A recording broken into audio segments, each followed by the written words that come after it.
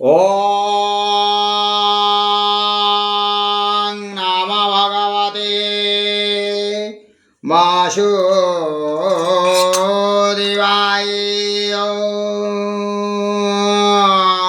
श्रीकृष्णाय गोविन्दाय गोपीजनवल्लभाय नमो नमः। जय जगन्नाथ जय जगन्नाथ जय जगन्नाथ।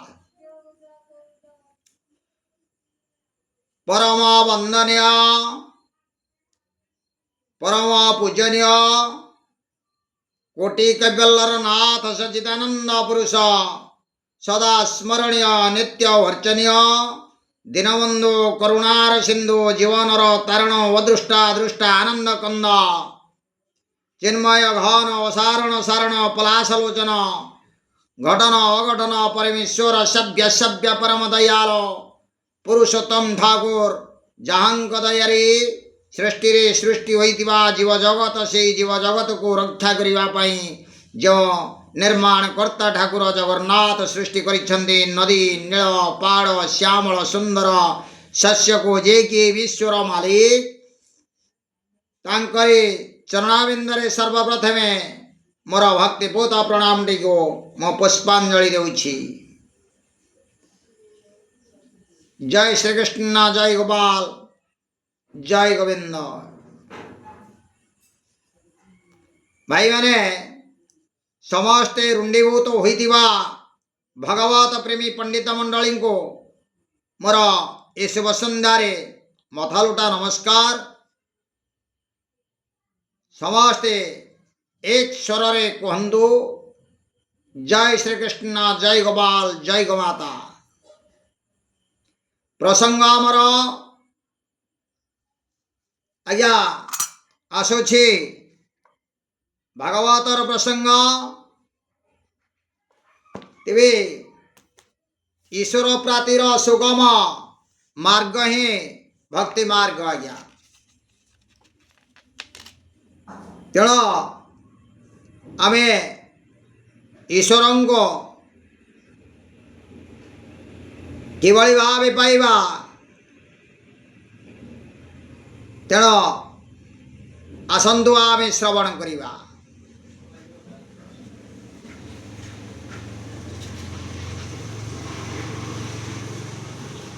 सच्चिदानंद रूपाय विश्वोत्पत्त्यादि हेतवे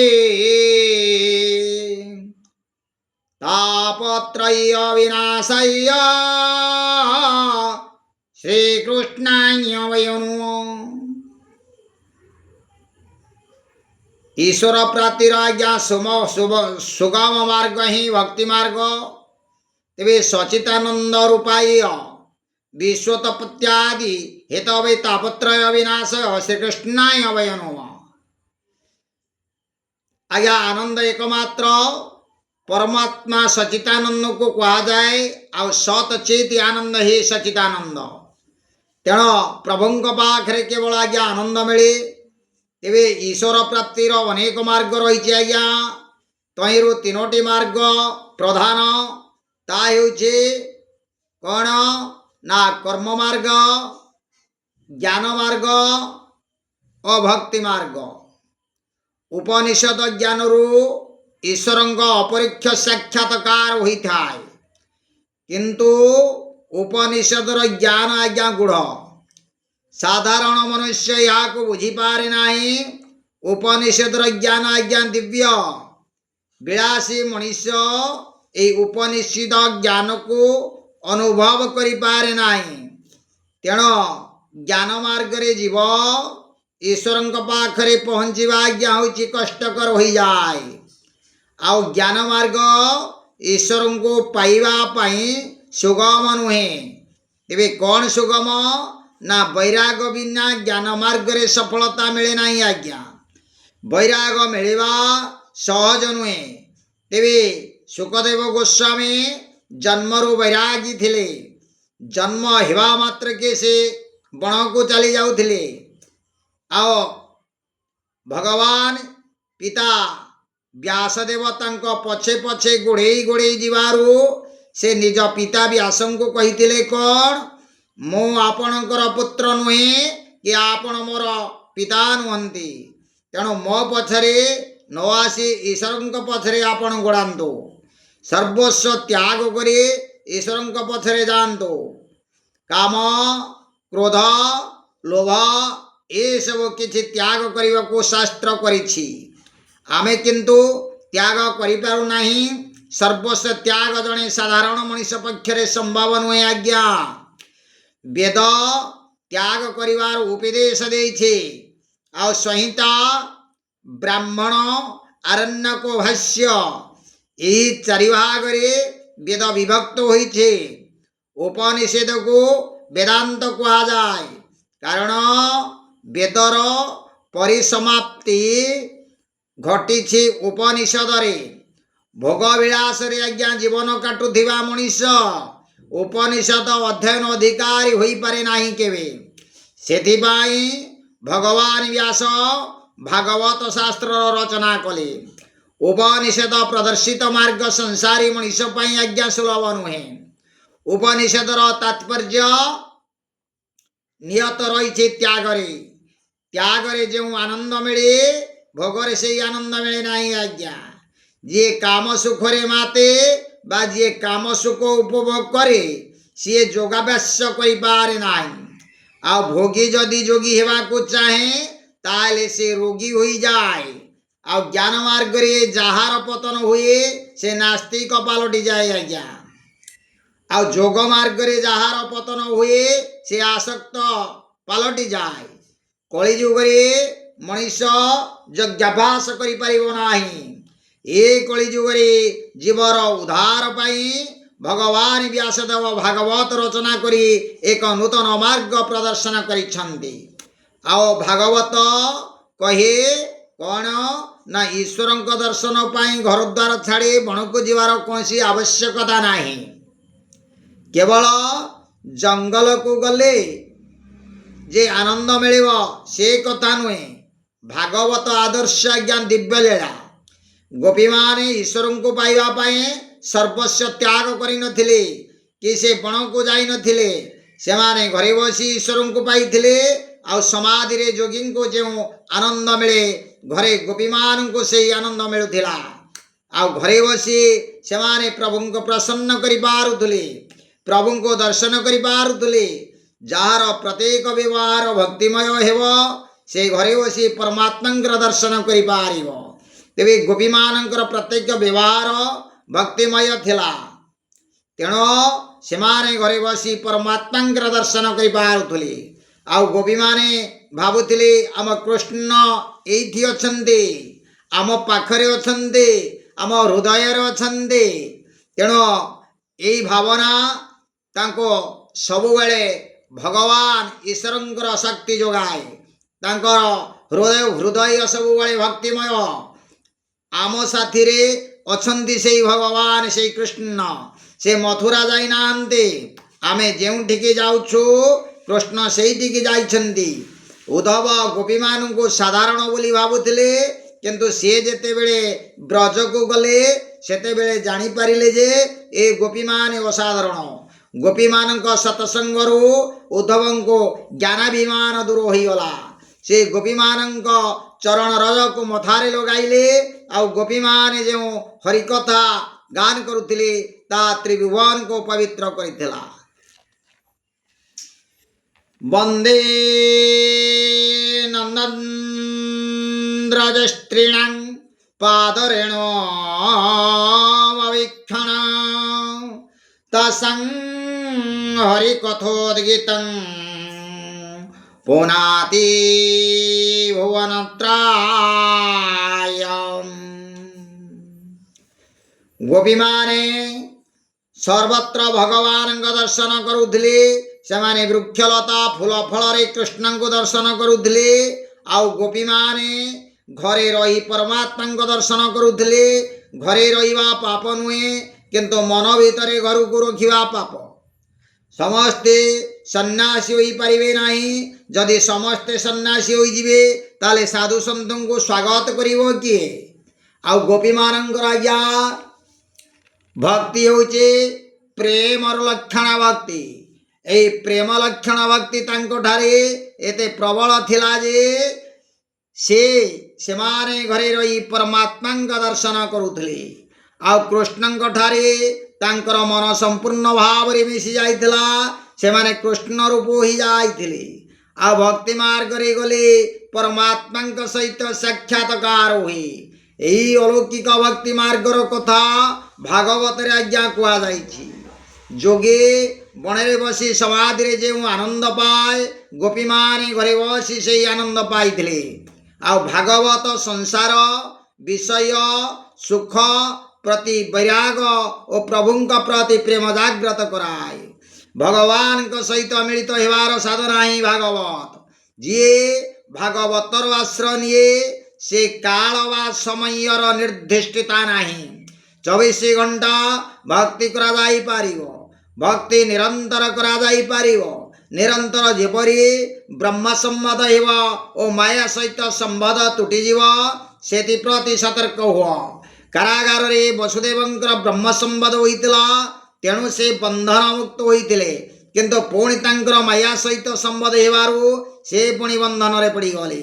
ତେବେ ବସୁଦେବଙ୍କର ବ୍ରହ୍ମ ସମ୍ବନ୍ଧ ହୋଇଥିଲା, କିନ୍ତୁ ତାହା ସ୍ଥାୟୀ ହୋଇନଥିଲା। ତେଣୁ ସେ ପୁନର୍ବାର ବନ୍ଧନରେ ପଡ଼ିଲେ ଆଉ ଈଶ୍ୱରଙ୍କୁ ସତତ ସ୍ମରଣ କଲେ। ଭକ୍ତି ଭଗବାନଙ୍କର ସେବା ଶ୍ରେଷ୍ଠ। ସାଧୁ ସନ୍ତମାନେ ସଦାସର୍ବଦା ମାନସିକ ସେବାରେ ତନ୍ମୟ ହୋଇଯାଆନ୍ତି। ଭଗବାନଙ୍କ ସେବାରେ ତନ୍ମୟତା ଆସିଗଲେ ତୁମେ କୃତାର୍ଥ ହୋଇଯିବ। ଆଉ ଭକ୍ତି ମାର୍ଗର ଆଚାର୍ଯ୍ୟ ଗୋପୀମାନଙ୍କୁ ତୁମେ ଆଦର୍ଶ କର। ଯୋଗ ମାର୍ଗରେ ଜ୍ଞାନ ମାର୍ଗରେ ଯେଉଁ ଆନନ୍ଦ ମିଳେ, ଭକ୍ତି ମାର୍ଗରେ ସେହି ଆନନ୍ଦ ଅତି ସହଜରେ ମିଳେ। ସାଧାରଣ ମଣିଷ ବ୍ରହ୍ମାନନ୍ଦ ପ୍ରଦାନ କରିବା ପାଇଁ ଏହି ଭାଗବତ ଶାସ୍ତ୍ର ରଚନା କରାଯାଇଛି। ତେବେ ଆଜ୍ଞା ସୁଖର ସାଥୀ ହେଉଛି ଆଜ୍ଞା ଜୀବ, ଦୁଃଖର ସାଥୀ ହେଲେ ଈଶ୍ୱର। ତେବେ ଆମକୁ ଯେତେବେଳେ ଆଜ୍ଞା ଦୁଃଖ ଯେତେବେଳେ ପଡ଼ୁଛି, ଆମେ ସେତେବେଳେ ଭଗବାନଙ୍କୁ ଡାକୁଛନ୍ତି, କିନ୍ତୁ ସୁଖ ବେଳେ ଭଗବାନଙ୍କୁ ଦିନେ ଡାକି ନାହାନ୍ତି।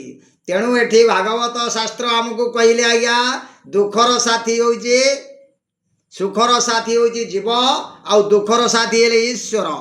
ପରମାତ୍ମା ଆଧ୍ୟାତ୍ମିକ, ଆଦିବୈଦିକ, ଆଧିଭୌତିକ ଏହି ତ୍ରିତାପର ବିନାଶକାରୀ ପରମାତ୍ମା ଅନ୍ୟର ଦୁଃଖ ଦୂର କରନ୍ତି। ଆଉ ପରମାତ୍ମାଙ୍କର ସ୍ୱଭାବ ଅତି ସୁନ୍ଦର, ତେଣୁ ସେ ସଦାସର୍ବଦା ଆଜ୍ଞା ବନ୍ଦନୀୟ। ଦୁଃଖ ମନର ଧର୍ମ, ଆତ୍ମାର ଧର୍ମ ନୁହେଁ। ମନୁଷ୍ୟ ଦୁଃଖରେ ଈଶ୍ୱରଙ୍କୁ ସ୍ମରଣ କରି ଦୁଃଖ ବେଳେ ସେ ପରମାତ୍ମାଙ୍କର ଅନୁସନ୍ଧାନ କରି ଓ ଆନନ୍ଦ ପାଏ।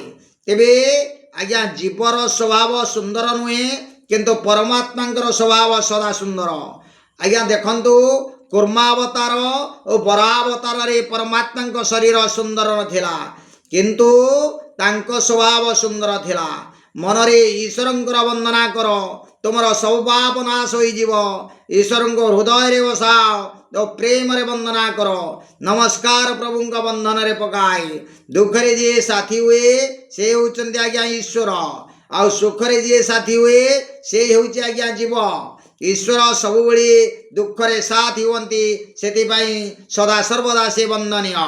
ଯେ ପର୍ଯ୍ୟନ୍ତ ପାଣ୍ଡବମାନେ ଦୁଃଖରେ ଥିଲେ ସେ ପର୍ଯ୍ୟନ୍ତ ଭଗବାନ ସେମାନଙ୍କ ସାଥିରେ ଥିଲେ, କିନ୍ତୁ ଯେତେବେଳେ ସେମାନେ ସିଂହାସନରେ ବସିଲେ ସେତେବେଳେ ଭଗବାନ ସେମାନଙ୍କୁ ଛାଡ଼ି ଚାଲିଗଲେ।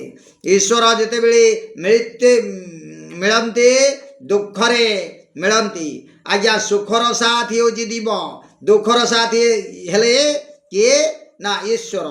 ତେଣୁ ହେ ସଜ୍ଜନ ମଣ୍ଡଳୀ, ଆମ୍ଭେମାନେ ଆପଣମାନେ ସତକର୍ମ କରନ୍ତୁ, ଈଶ୍ୱର ତୁମ ଘରକୁ ଆସିବେ।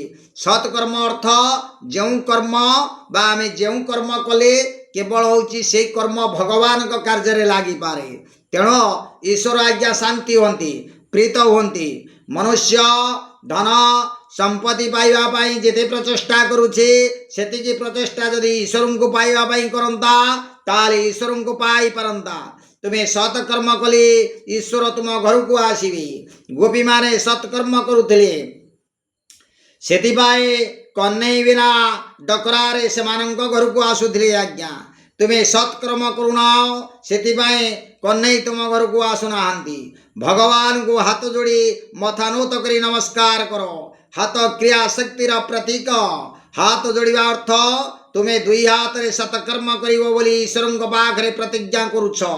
मथा नत करवा अर्थ तुम्हें तुम बुद्धि शक्ति की ईश्वर को अर्पण करुछ बोली प्रतिज्ञा करुछ। आ वंदना करवा अर्थ भगवान को निजर क्रिया शक्ति और बुद्धि शक्ति रे अर्पण करवा। आ भगवान को वंदना कले पाप ताप नाश हुए। प्रेमर सहित भगवान को वंदना करो। भगवान दयार सागर तांको वंदना कले तुमर ब्रह्मा संवाद हेवा। ईश्वर प्रेम चाहती प्रेम दियंती जीव किंतु ईश्वर को वंदना करी नहीं।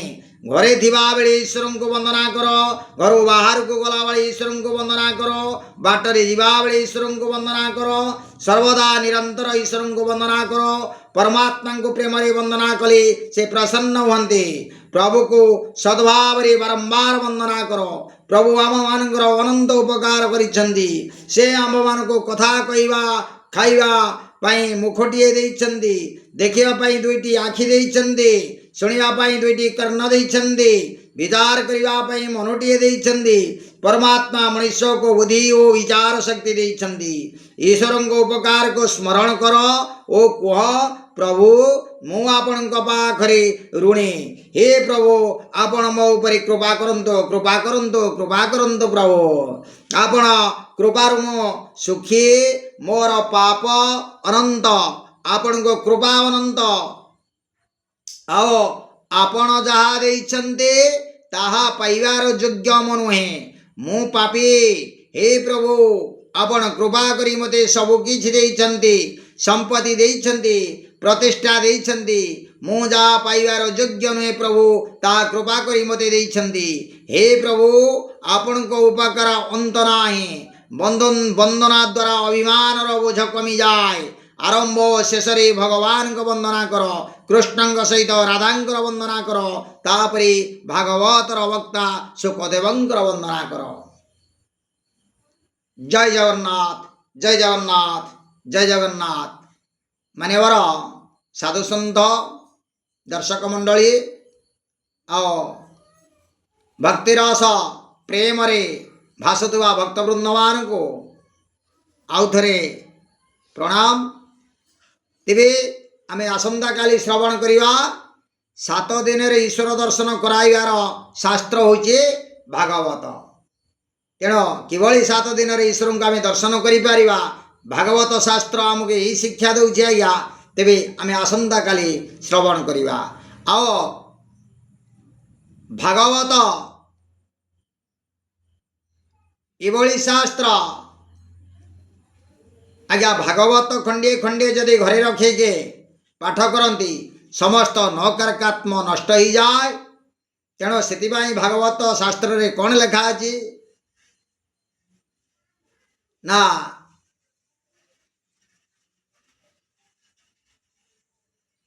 परम शास्त्र भागवत पढ़ोथिबा सदा नित्य। आज्ञा भागवत खंडे घरे रखंतु। आओ से भागवतर किछि किछि अंश ब्रह्म मुहूर्तर आओ संध्या समय भागवत को आज्ञा पढ़ंतु। कहीं आज मुझे एक कथा आपण मान को कहूचे हे सर्जन मंडली ना भागवत आज्ञा एभली शास्त्र तार कौन समय न थाए। जेतेबेले सुखदेव गोस्वामी सुखदेव महामुने आज्ञा श्रवण कराइथिले काको ना परीक्षित महाराज को केते दिन श्रवण कर गंगा कूल रे केते दिन से श्रवण करथिले। आ गंगा कूल रे केते दिन भागवत पारायण यज्ञ होइतिला आज्ञा 7 दिन। ता भीतर कौन गुरुवार पड़ी नथिबो कि निश्चित भाव में पड़ी थिबो।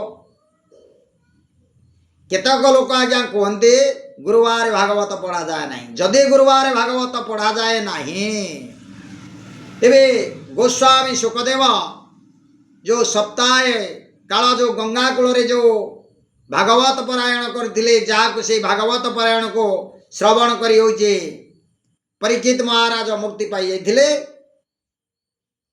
जो समीर सिंह प्रो श्रृंगी ऋषि जो अभिशाप देथिले जो मुक्ति पाइथिले तेणु केवल ये 7 दिन भागवत पारायण श्रवण पर से मुक्ति पाइथिले। तेणु भागवत केवल आज्ञा अशौच क्षुतिका मूर्तिका आम परिवार भितर जड़े नाती नारी यदि ऋतुस्रवा हुए तेरे भागवत को आज्ञा स्पर्श करेनि यही हूँ तार नियम। जय जगन्नाथ जय जगन्नाथ जय जगन्नाथ।